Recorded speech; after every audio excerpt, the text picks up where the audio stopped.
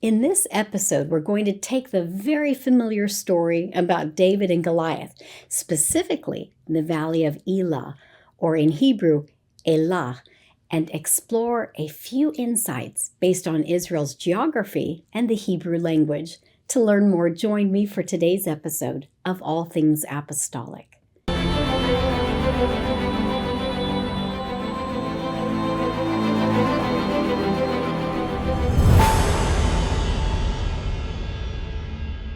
I always like to start with a little bit of background and context first. The Israelites were at war with the Philistines. So, who were the Philistines? They were an ancient people that settled in the coastal region of Canaan. They occupied territory southwest of Israel between the Mediterranean Sea and the Jordan River. They established 5 major cities: Gaza, Ashkelon, Ashdod, Ekron, and Gath. The city of Gath is where Goliath was from. Philistine culture flourished during the Iron Age. The Philistines were known for their innovative use of iron, which was superior to the bronze for weapons and implements. The Philistines had advanced technology for the time and a formidable military.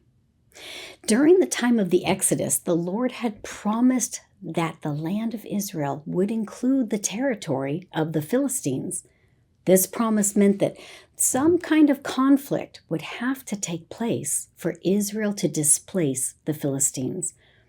When Joshua was old, he mentioned the land of the Philistines as one of the areas that still remained to be defeated by Israel. Because the Philistines were not completely removed, Israel faced them as a perennial enemy. With their more advanced armaments and aggressive military policy, the Philistines continually thwarted Israel's development as a nation. For about 200 years, the Philistines harassed and oppressed the Israelites, often invading Israel's territory, or at least encroaching on Israelite territory, which led to battles, including the standoff between Goliath and Israel. During the reign of Saul, the nation of Israel was called to fight the Philistines who had gathered for war. While David's brothers went to fight, David stayed back to tend the sheep. The two armies gathered to stand on opposite sides of a deep valley. A large Philistine named Goliath came to the front of the Philistine battle line each day for 40 days to mock the Israelites and their God. Goliath called them to fight, but King Saul and the Israelites were afraid and did nothing. Let's talk about the geography for a minute, because the geography of the land informs the story. If the Philistines advanced much farther up the Valley of Elah, they could travel the ridge route to Bethlehem and establish a foothold along the major north-south highway. To the south lay Hebron, and to the north lay Gibeah, Saul's capital. If the Philistines took these cities, it would devastate Israel. Saul had to stop them, and he knew it. So his forces drew up in battle array to block the Philistine advance. Now, modern readers may say that the Bible doesn't really depict how dire the situation was. But remember that the writer of 1 Samuel expected the hearers or readers of the story to know the lay of the land. The Bible tells us in 1 Samuel chapter 17, verse 1, that the armies of the Philistines gathered in Soho, which belonged to Judah.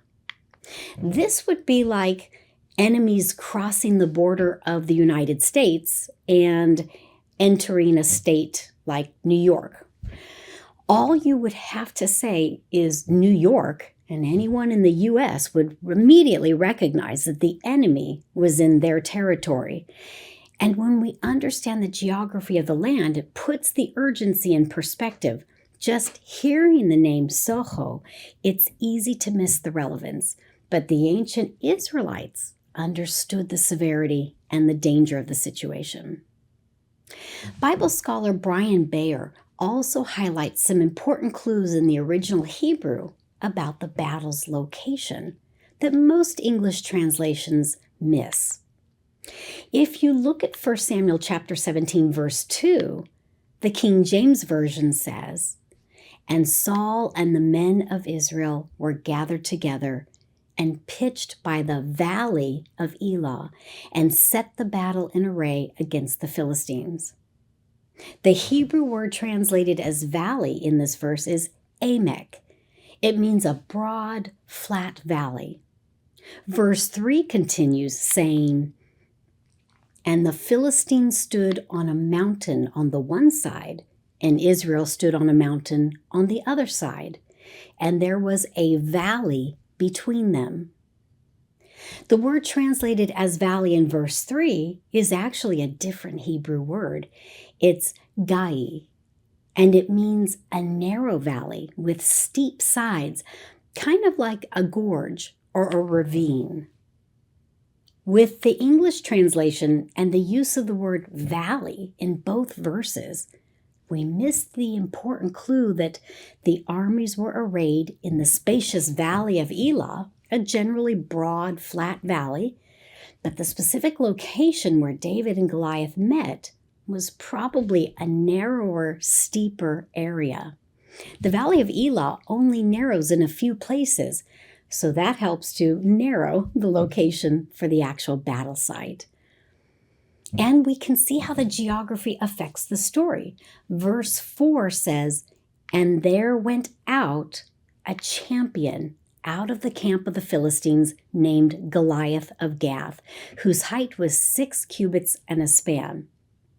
Now, just a quick aside, let me address the question of how tall was Goliath. There are two different accounts or ideas based on ancient texts. The Masoretic text, which is the authoritative Hebrew version of the Old Testament, describes Goliath's height as 6 cubits and a span.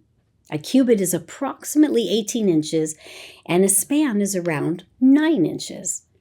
This would make Goliath roughly 9 feet 9 inches tall.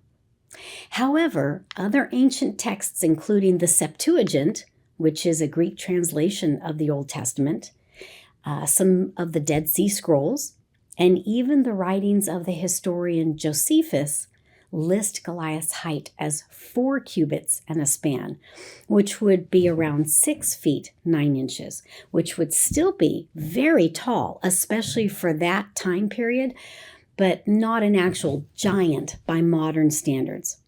But archaeologists in ancient digs have found skeletons of people over 7 feet tall, and Josephus mentions very tall warriors. So Goliath's exact height is unknown and remains a source of debate among historians and theologians.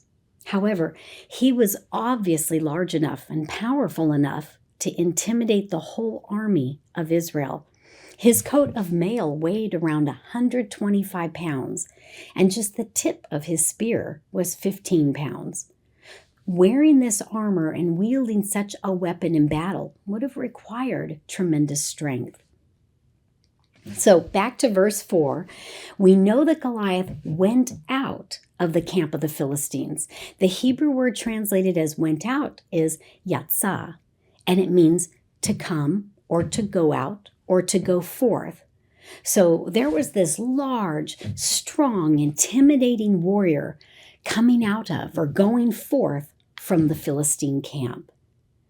And verse 16 tells us that Goliath drew near morning and evening for 40 days.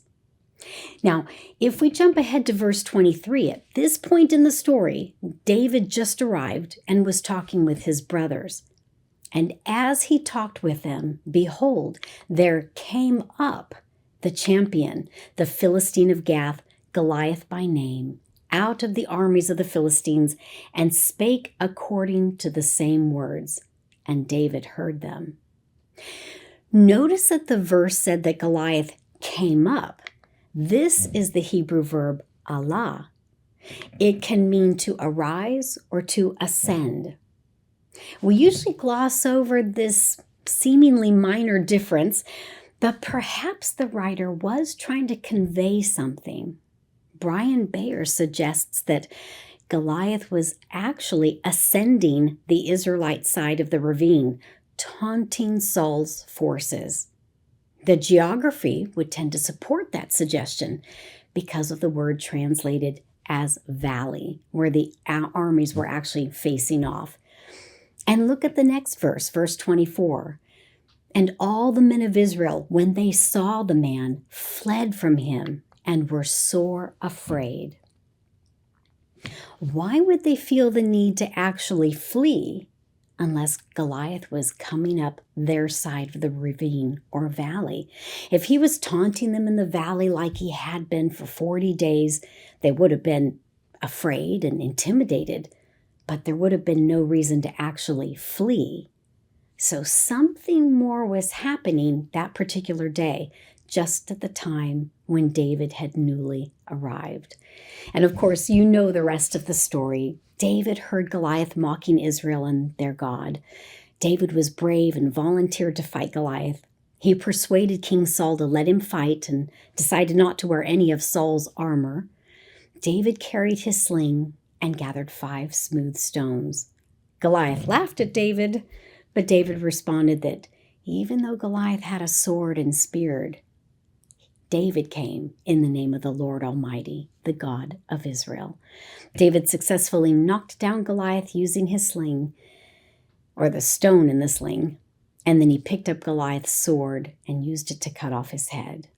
The Philistines turned and ran when they saw that their giant hero was killed. This is a familiar story to all of us, but I appreciate how Israel's geography and the Hebrew language give us even more insight into the seriousness of Israel's situation, a better idea of the location of the battle within the valley, and the dynamics of Goliath's taunting Israel's army. These details provide more depth of understanding. The Hebrew verbs, the narrowing ravine, and the strategic location of the Valley of Elah all sharpen the drama of the moment and reveal just how dire the situation truly was. What seemed like, in some ways, a simple duel was actually a turning point in Israel's survival. When we have an opportunity to study the details, Scripture's depth magnifies both the tension of the crisis and the greatness of God's deliverance. Thank you for joining me for today's episode of All Things Apostolic, and until next time, take care and God bless.